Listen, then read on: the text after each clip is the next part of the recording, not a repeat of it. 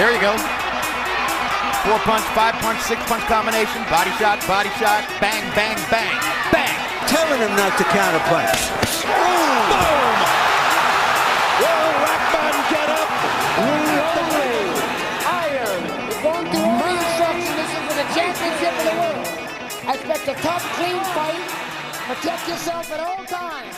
Any questions? Welcome back, fight fans. This is your host, Alden Kodash, featuring another fight report with Jeffrey Fuss. How are you doing tonight, Jeffrey? Oh, I'm great. How are you, Alden? I'm doing pretty well. It was about time we got back into the swing of things. I mean, this was a pretty loaded doubleheader on ESPN and Showtime last night. We'll get it started with ESPN. We had Jose the Sniper Pedraza, two-division world champion, winning his second working-like unanimous decision over Javier Molina. Really a good quality, high-class fight. I thought Molina was in there early. He landed a couple big shots to show that he was in the game and in there to win. But Pedraza just too there was a definite class difference in there. I mean, he worked effectively out of both stances. He maintained that rhythm throughout, very poised. And you really see the improvement over time after a couple earlier losses, and something that you don't always see with guys in this day and age, where a loss can almost be a bit of a death sentence. He used them as a way to progress his technical abilities, and it's really starting to show. And I think he's ready for the best at 140 pounds, like he insists he is. So lots of good things we saw last night out of the Sniper Pedraza. But on Showtime, we saw significantly more high-class action, starting it off with Jaron Boots Ennis. He put on a tremendous knockout of Juan Carlos Abreu in the 6th round, a veteran who's never been stopped before, despite being in with some solid opposition: Kavaluskas, Soto Caras, Jamal James. What did you make of Jaron Ennis last night? I loved his performance. I'm a fan of Jaron Ennis. I remember meeting him back in Philadelphia in 2015 when he was still an amateur, attempting to make the Olympic team. Very humble kid. Well, now he's an adult, but his performance, you see a lot of things translated from, I guess, his amateur days and his early pro career to last night. Like just putting on a show, the mean streak that he has when he smells blood, he goes for it. I appreciated his cornerman saying, "Stop playing. Like this is the fight. Stop playing. Just go get it done." And when he came out, they're like, he did it. He just went out to the body, smelt the blood, got the knockout decision, and has another win under his belt. Yeah, he tremendous switch hitter. And it's something that's almost increasingly important in this day and age, when being able to fight out of both stances is I really think in the next 10 years going to become a necessity. And he's already got to step up on the competition, because he's a killer out of both stances. He had Abreu hurt out of both stances. That vicious right uppercut out of the orthodox stance, the vicious right hook out of the southpaw stance, both scoring devastating knockdowns. He almost reminds me of a young Terrence Crawford in his ability to not only showcase that mean streak that you mentioned, but just be equally devastating out of the orthodox and the southpaw stance. All I know is if I was a welterweight in the division and my promoter was saying, "Hey, we have Ennis here. Do you feel like you're ready?" I'm turning that fight down. Yeah. I mean, switch hitter, dangerous, like you said, a young Terrence Crawford. I don't want to go anywhere near that kid because it's aggravating just knowing that he's a skillful orthodox fighter, but the fact that he can switch up to southpaw and still be just as effective. Nope, I'm okay. Yeah. I mean, he's the class. I was happy to see him get some rounds in against a veteran like Abreu, and some high contact rounds, whether or not it just be rough and tumble affairs on the inside or taking some shots even below the belt. He prevailed and got the job done in round 6. So Jaron Boots Ennis, he's still a work in progress, but just barely, because I think he's ready for some of the elite opposition at welterweight sooner than later. So Boots Ennis progresses to 26-0. I think it's 24 by knockout. I'm not 100% sure, but he's a banger at 147. A co-feature, we featured a WBC featherweight title eliminator between King Tut Nyambayar and late replacement Kobia Breedy in a fight that really stole the show last night, considering that Breedy wasn't expected to really do much in there against King Tug, and didn't look like he was going to make it out of the first 2 rounds, was down twice, his left eye closing, but battled his way to a very close split decision loss. So what did you make of that affair? Yeah, seeing Breedy first enter the ring, I didn't have high hopes. I was like, all right, here's a guy. He seems well built, might spend more time in the weight room than in the boxing ring. But, when I saw him walk out with Coach Barry Hunter as an assistant trainer, I was like, all right, well, he obviously has some good coaching behind him. He had some good taste in music as well. Bob Marley. Yeah, I was like, oh, all right, well, let's see what happens with this fight. I have the last time I saw King Tug, I think everyone did as well, was against Gary Russell Jr. Yeah, and earlier this year. Yeah, and that performance seemed to be a better performance than what King Tug showed last night. Breedy, like I said earlier, I wasn't expecting too much, but then I became a huge fan. And I think a lot of people who watched that fight became a huge fan of Breedy. So hopefully we see him in the future. Didn't let the main, I guess, being at such a big stage after not really being seen by a huge audience. Deter him from wilting after the first 2 knockdowns. Yeah, I mean, he was definitely seen by PBC and Heyman. I think he put on a hell of a performance and coming up short even. And yeah, I think he's right up there in the featherweight ranks because King Tug is no joke. I mean, here's a very strong, very well-schooled fighter who even had his moments against Gary Russell, who's one of the best featherweights out there right now when he fights. So yeah, I think it's looking bright for both of those fighters as they progress in the featherweight division. Main event, we had Erickson the Hammer Lubin winning a 12-round decision over Terrell Gaucher. First 7 rounds. I mean, when you hear a trainer, Kevin Cunningham in this instance, tell his fighter, "Don't get bored in there, bro." You gotta make you step back and think. What is going on? These guys are just posturing way too much, and did they come here to fight, or did they come here to stand at a distance just close enough so their punches fall short? I think not much action. Well, I think I saw Julian "The Rock" Williams. He had a different perspective than I think a majority of the fans, saying he's watching a chess match. Yeah. And I was thinking, I don't think I'm seeing the same thing you're watching. But then again, I'm not a pro fighter like he is, so he understands better than I do. But it was a lot of posturing, I felt even up to round 7, are they still filling each other out? Yeah. But at this point, you'd hope they'd know what they're supposed to be doing by at least the 7th round. Yeah, I mean, I was thinking of Gil Clancy when he told De La Hoya against Ike Corte, show the judges you're trying to win the rounds. Although, that fight had considerably more drama in there. There were definitely moments where you got 2 guys just not ready to put themselves in harm's way. But after the 8th round, it started to pick up a little bit. And I think one of the things I noticed in the 9th round, although people are going to focus on Erickson Lubin's chin after he was rocked by a relatively not a huge puncher like Gaucher in the 10th round, but after the 9th round, Gaucher was landing way too many right hands in the exchanges. And you'd expect a world-class fighter like Lubin or a world-class title challenger after he won this eliminator to be able to make adjustments to that and not get hit with the same shot over and over. Because after a while, you're in with a top caliber professional fighter.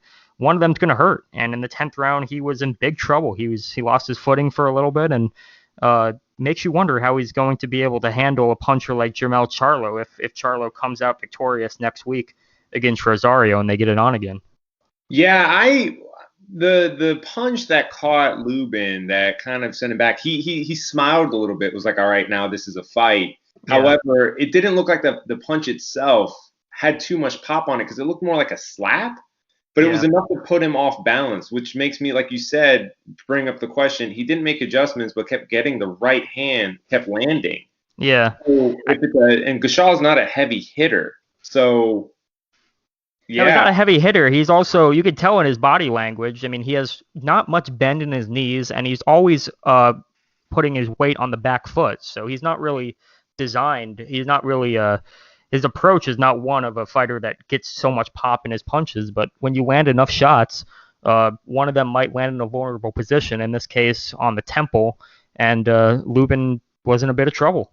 And it was, almost a similar reaction to when his foot came out from him and he was out against Jermell Charlo. So, yeah, I mean, you got to wonder how confident Lubin really is under the surface after a first-round knockout against Jermell Charlo to come back in there and take him on and actually really believe in his heart that he is going to win this fight. I mean, he's eagerly calling out the winner of Charlo and Rosario, and I give him all the credit in the world for coming back the way he has and getting some significant wins under his belt since then. But I mean, it's a rough notch to come off of, and for a promoter standpoint, it's pretty hard to market a rematch after a first round knockout like that.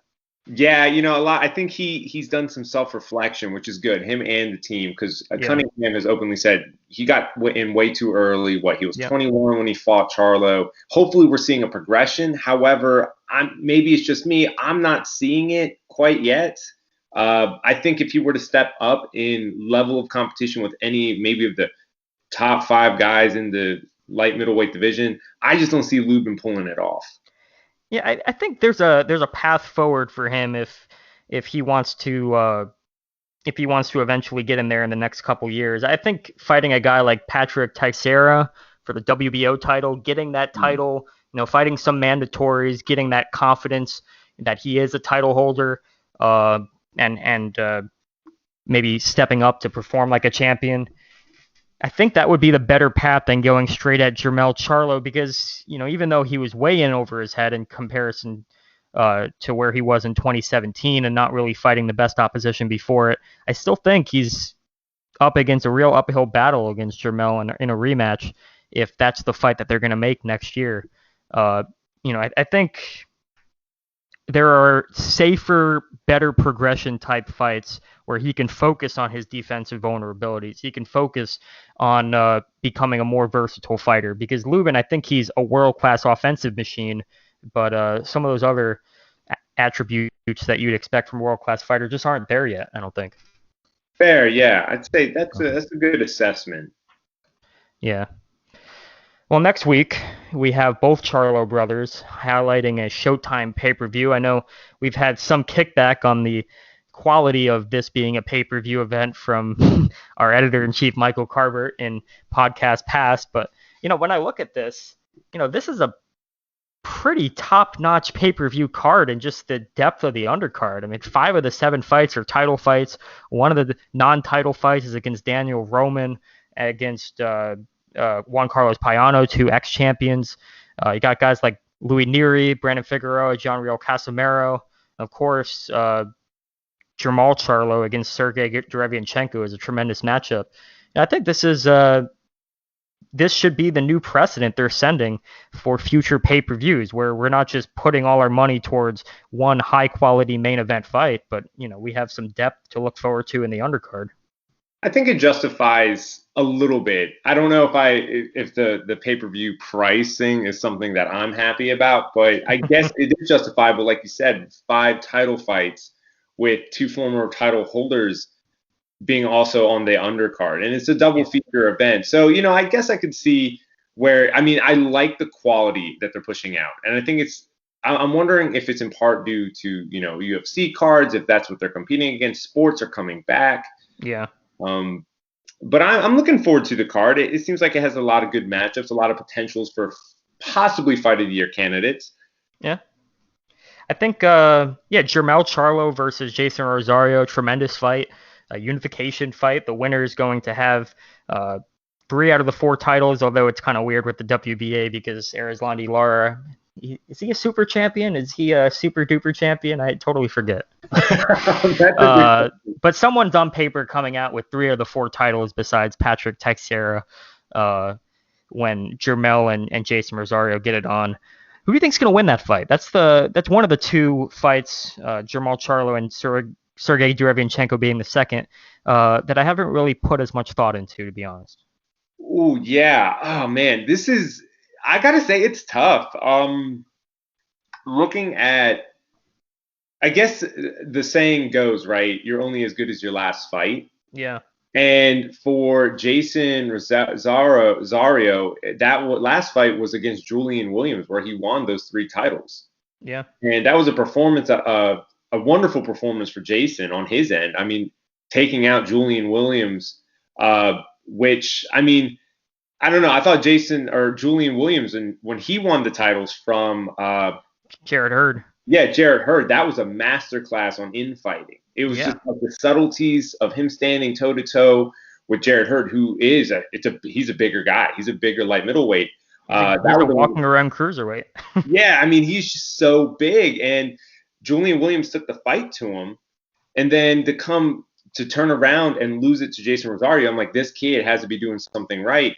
I had to go back and revisit Jason Rosario's fight with Nathaniel Gallimore. Mm-hmm. To see like how far he has progressed since 3 years ago from that TKO loss. And I don't know, I'm kind of edging towards maybe Rosario, but I could see Charlo pulling it out. He's a power puncher. The basic skills, he has them. So that's a toss-up fight. What's the size of Rosario? And it's interesting because J-Rock was up against such a huge fighter in Jarrett Hurd last year. But then when he was up against Rosario, that size that was imposed on him seemed like it was another level almost. Maybe it was because of Jarrett Hurd struggling to make it down from walking around at 186 pounds to 154. It really took a lot of really drained him of his energy and his ability to impose his physicality. But how do you think the size is going to factor in? Because Jermell Charlo is not the biggest 154 pounder either, although he's a huge puncher. It will definitely be an uphill battle for Jermell Charlo. I mean, there's nothing that the Charlo or either of the twins do that like stands out to me besides that they are power punchers. They have a mean streak in them. But I think the subtlety for at least Jason Rosario the size is going to be a factor here. I think Jermell Charlo, he was shown to be pretty vulnerable in his rematch against Tony Harrison when Harrison was walking him down. And Harrison's not a huge guy, he's not a huge puncher, but I thought he was fairly effective on the front foot before he ran into some body shots and some left hooks that took him out, which is always a risk when you're fighting Jermell Charlo. But, this is a bigger guy, a more physical fighter who's, as you mentioned, coming off a significant win. Yeah, I mean, I think that's probably why I'm leaning more towards Rosario, more physical, like you said. Oh my goodness, I'm forgetting his name already. The guy you just mentioned, Tony Harrison. I'm sorry, Tony Harrison. Yeah. Just like you said, isn't a bigger guy. He was boxing, moving around, popping his jab, using that left hook. All the weight was on the front foot, but he wasn't necessarily like pushing to engage, right? Like, I mean, he was engaging, but from a distance, where Jason Rosario is okay with getting in there and mixing it up. So, I mean, I wonder if Jermell's stamina, I wonder if it'll hold out, I guess, is one thing that I'm questioning. Yeah. Fair question. I mean, this is going to be a more physical fight if Rosario is able to come through the kind of power that Jermell Charlo is going to put his way. Yeah, I'm really looking forward to it. I mean, in absence of a deeper analysis like you put forward, I am going to go with Jermell Charlo, just going to be able to find a way with his power to win a decision or a stoppage in the mid to late rounds. But, I'm looking forward to this fight a lot. Looking even more forward to the main event featuring Jermall Charlo at middleweight against Sergey Derevianchenko. And, I think this is a fight I haven't shifted my opinion. I've weighed on the show on this fight earlier. I think Derevianchenko is going to finally get the big one. I mean, he's just fallen short of victories over Danny Jacobs and Triple G. Two guys that I think are better fighters, even more explosive punchers than Jermall Charlo, despite Charlo being marketed as one of the biggest punchers at 160. I think Derevianchenko is going to have to work for it, but I think he's going to get it. I agree. I don't think anyone should be writing off Derevianchenko at all. I mean, his last two, out of the last 3 fights, you had Gennady Golovkin, Jack Culcay, and Daniel Jacobs. And the two losses he has, the one decision was a split decision against Daniel Jacobs, and then Gennady Golovkin somehow eked out a unanimous decision. Where I guess there are people in the boxing community who thought that was a controversial decision anyway. Yeah, I thought Gennady lost the fight. I thought Derevyanchenko won 7 out of the 12 rounds. You could maybe even make a case for 8, although that might be stretching it. I just think, with that type of level of opposition, like he was in camp with Daniel Jacobs. Yeah, they sparred. That was I forgot who Danny Jacobs' trainer Andre Rozier had to stick with for that fight, but he was a trainer for both of them. Yeah, I think he went initially with Daniel on that fight, and then one of the assistant trainers went with Derevyanchenko. And so you're fighting your sparring partner, but you realize it's at such a high level of a fight. But I mean, he put it out there, lost by a split decision, no shame in that, and then lost unfortunately to Gennady Golovkin. But those are two of the highest level caliber fighters in the whole division. Yeah. And if he's standing in there toe to toe, not getting knocked out, holding his own, even fighting against Gennady after suffering a cut, but looks like he's not even affected by the cut. Yeah. I just goes to show his maturity. I mean, he's a bit older, right? He's 34, so he might be peaking out at this point. But tons of amateur experience and everything. Yeah, from the Ukraine, so obviously that's going to factor in. And so like he's only has 15 pro fights, but he's already fighting at the top level of the division. I just don't see Jermall Charlo. I mean, unless Jermall Charlo is pulling something out like a super secret ultimate punch, I think Derevyanchenko is going to be in his face throughout the entire night, and it's going to be Jermall Charlo is going to have to really work for it. But I see Derevyanchenko edging this fight. Yeah, I tend to agree with you. I think in absence of a huge shout by Charlo that puts Derevyanchenko's lights out, I think Charlo's best chance of winning is if Derevyanchenko is really beaten himself with all the effort that he's applied in the Triple G and the Danny Jacobs fight, because he took a lot of big shots in those fights. You mentioned he was cut against Triple G. You got to wonder with the illustrious amateur experience and the physicality that the rough and tumble affairs that took place in his last few fights, how much he has left. And maybe he still has enough left to be one of the best 160 pounders in the division, because I mean Danny Jacobs already moved up to 168. It's questionable whether Canelo is going to go back down to 160. Triple G, it's always questionable how much left he has because of his age and his wear and tear that he has. So Derevyanchenko, if he's able to pull this off, I think right now he might be one of the best at 160. Yeah, that's a very fair assumption. It's the miles on him. I mean, he has not. Those last 2 to 3 fights, just like you said, how much punishment has he taken? He's already 34. Out of the two, obviously Jermall is the fresher. But I guess we'll see how that all factors in come the 26th. I'm like I said, I'm still pulling for Derevyanchenko. I guess I'm leaning towards him pulling off a win. Yeah, which would mean that both Charlos come up short in their featured doubleheader on which almost happened before in their doubleheader on Fox when Jermell suffered his first defeat to Tony Harrison, and most people thought that Jermall shouldn't have gotten the decision over Matvey Korobov. So, these guys are vulnerable. They definitely have huge punching power and a lot of talent, but plenty of defensive and technical vulnerabilities. And it's very reasonable that they can both be exploited again on Saturday. But I think both fights are tremendous, and I think we should be seeing a lot of high-notch, high-caliber fights on the undercard. As you mentioned, 5 of the 7 fights are title fights, and some of the non-title fights are featuring some great fighters as well. So I'm really looking forward to Showtime. I'm looking forward to this one a lot more than I'm looking forward to the one next month between Tank Davis and Leo Santa Cruz, but we'll talk about that one later. I think on paper that one looks better than it actually is.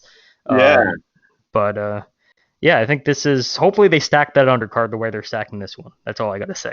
Anyways, that just about wraps it up for this week's fight recap of Saturday, September 19th. Lots of good action. Thanks so much for being with us, Jeff, and I hope to hear from you soon. Thank you. Likewise.